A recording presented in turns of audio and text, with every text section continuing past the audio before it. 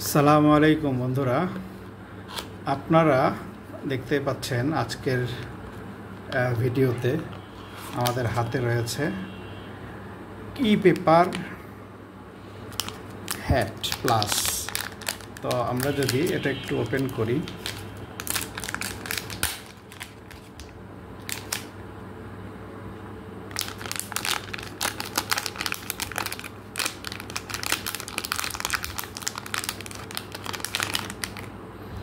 এই যে দেখুন, এই হচ্ছে ওয়েবশেয়ারের 2.13 ইঞ্চের ই পেপার হ্যাট প্লাস।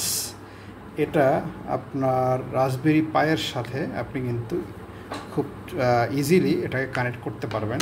আপনার যদি এমন কোনো প্রজেক্ট হয় যেই প্রজেক্টে আপনাকে রাসবেরি পাই 02W প্রয়োজন এবং সেটার সাথে আপনি কানেক্ট করতে চান, তাহলে কিন্তু আপনি এই ডিসপ্লেটা ই পেপার হ্যাট যেটা, এটা আপনি নিতে পারেন, ইউজ করতে পারেন। এই যে দেখতে পাচ্ছেন, এইভাবে কিন্তু এটা কানেক্ট হয়ে যাবে। ঠিক আছে, এই যে সো এইভাবে এটা কানেক্ট হয়ে যাবে। এবং আমাদের কাছে কিন্তু মিনি ইউপিএসও আছে, যেটা আপনি রাসবেরি পাইয়ের নিচে আপনি এটাকে অ্যাটাচ করে রেখে দিতে পারবেন, সেটাও কিন্তু আমাদের কাছে অ্যাভেলেবেল। ঠিক আছে, সো আপনাদের যাদেরই এই হ্যাট প্লাস ই পেপার ডিসপ্লেটা প্রয়োজন হয়, তারা কিন্তু raspberrypi.com ভিজিট করতে পারেন। এবং আপনি যদি পারচেস নাও করতে পারেন, কোনো সমস্যা নেই, আপনি দেখে আসতে পারেন যে এটার ফিচার কী আছে।